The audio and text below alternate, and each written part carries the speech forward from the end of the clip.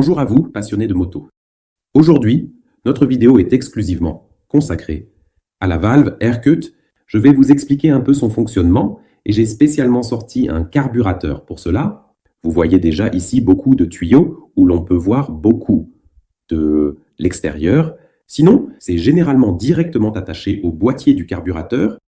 Et ici, on peut simplement mieux l'illustrer. Et c'est pourquoi j'ai choisi ce carburateur. Nous allons commencer tout de suite. À quoi sert cette valve AirCut? Il s'agit d'une histoire très simple. Vous roulez maintenant. Vous accélérez bien, les papillons sont ouverts, et derrière, bien sûr, les boisseaux seraient également en haut. Et maintenant, vous vous trouvez dans une situation de conduite où vous coupez complètement les gaz de manière très soudaine.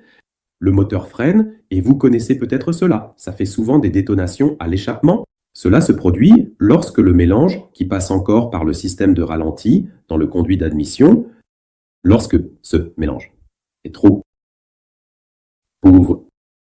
Et comme il est difficile d'enrichir le mélange, cela se fait. Via cette valve AirCut, une partie de l'air est donc retirée. Et le mélange air-carburant restant est enrichi. Maintenant, je vais déjà vous montrer le premier tuyau. Et en fait, il va de cet embout. L'embout est ici ouvert dans la zone d'admission.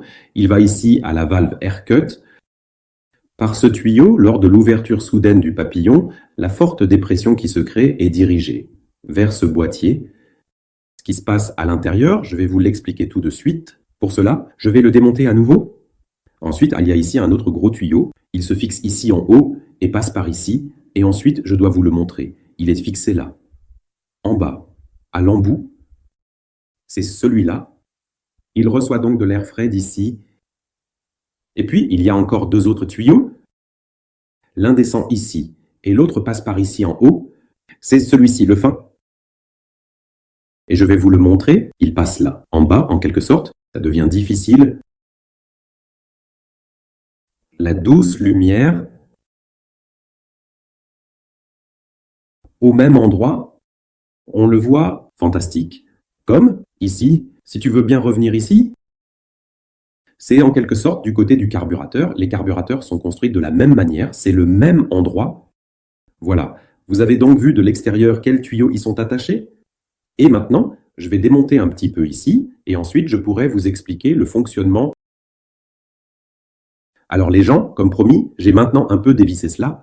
Et maintenant, regardons d'abord ce qui se passe ici, où cela se passe. Et ensuite, je vous expliquerai aussi comment cela fonctionne exactement. Donc, le système de ralenti de votre carburateur reçoit ici, dans ce compartiment, se trouve normalement la capsule de ralenti, gicleur à l'intérieur que j'ai maintenant retiré, le carburant. Et ici, devant vous, voyez deux ouvertures. Et maintenant, je veux y entrer. Et c'est l'ouverture de gauche. Alors, on devrait voir une petite lumière. Oui, en effet, on le voit de là. L'air, ainsi, cet air vient d'ici devant. Oui, nous avons juste regardé à l'intérieur et il passe par ce canal. On le voit ici si on regarde attentivement. Équipe, vers le ralenti, cette excuse. Et si vous regardez maintenant là-bas, il y a encore un canal d'air. De là vient donc aussi de l'air vers le gicleur de ralenti. Et c'est cet endroit ici où ce tuyau est attaché, tant pour celui-ci que pour l'autre carburateur ici au milieu. C'est en quelque sorte juste là. Cela signifie donc que dans un état de conduite tout à fait normal, de l'air entre dans le système de ralenti, passe par ici et par là. D'où vient cet air ici? Nous avons ici à nouveau ce gros tuyau, celui-ci. Peux-tu regarder ici encore une fois? Il est ici dessus. Cela peut aussi être attaché à votre boîte de filtre à air. Oh, oh, oh. Comme je l'ai dit, j'ai choisi ce carburateur ici uniquement parce qu'on peut bien voir avec les tuyaux. Donc l'air vient d'ici, passe par le tuyau, entre ici. Et si nous regardons ici, il y a en haut, oui, on le voit en haut, un trou.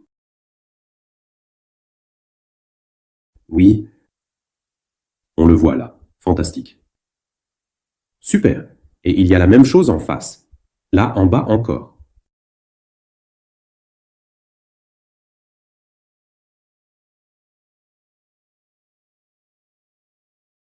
L'air vient donc d'ici, s'écoule ici et monte vers le haut et vers le bas. Et vers le haut et vers le bas ne signifie rien d'autre qu'une fois par ici et une fois à travers le tuyau de dune jusqu'au même endroit, sur ce deuxième carburateur, ceci et cela est en quelque sorte le système identique.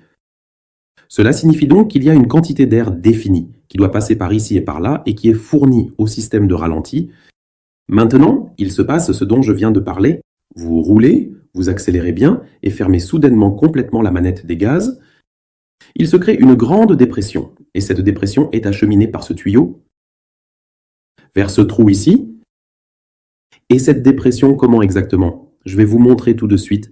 Faites en sorte que ces deux trous soient fermés. Cela signifie donc que la quantité d'air est limitée à l'air qui passe par ici. Ainsi, les deux systèmes ne sont plus utilisés, mais seulement celui-ci. Par conséquent, comme il y a moins d'air, avec la même proportion de carburant, le mélange carburant-air devient plus riche. Et les détonations dans l'échappement, dans ce mode de décélération, sont évitées. C'est donc l'idée de base de cette valve AirCard. Si vous regardez bien ici, vous voyez ceci, 3 petits tétons, 3 petites élévations. Ils sont importants pour permettre à l'air de circuler. Sur la membrane, il y a ici ce petit piston avec la tige et ici une sorte de disque. Et ce disque avec le bord repose ici sur ces tétons. Cela signifie donc que l'air sort par ici et s'écoule ensuite ici. Car dans l'état normal, au repos, pour ainsi dire, cela est inséré ici. Et puis, il y a ici à l'arrière un ressort puissant qui appuie contre cela. Et ensuite, le couvercle est dessus. Un conseil, si vous démontez cela, vous devez bien le tenir ici, sinon cela va vous voler à travers la pièce. Alors, maintenant, le vide vient d'ici, ici.